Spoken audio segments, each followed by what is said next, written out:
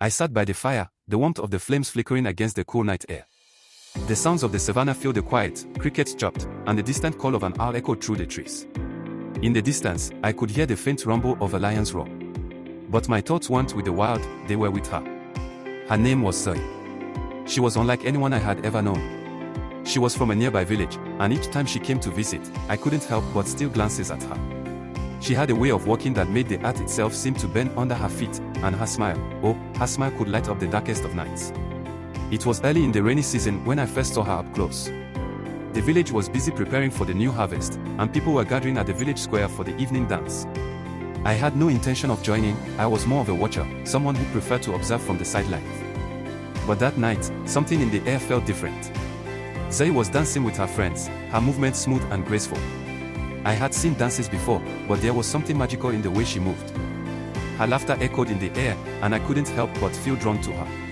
I stood there, frozen, watching her dance as if the world around us had disappeared.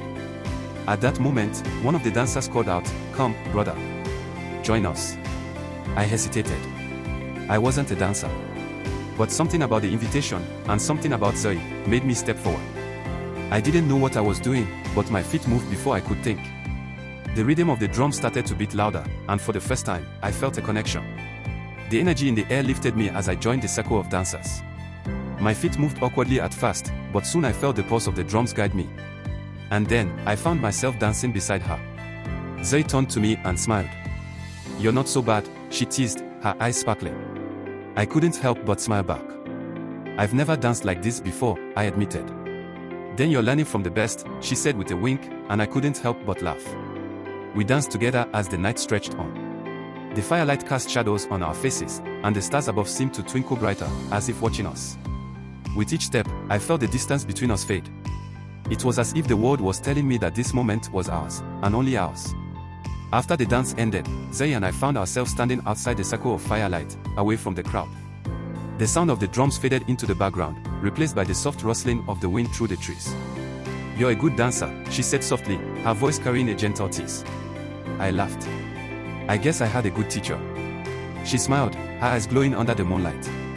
"You did. But there's more to life than just dancing, you know." I nodded, my heart suddenly heavy. "I know.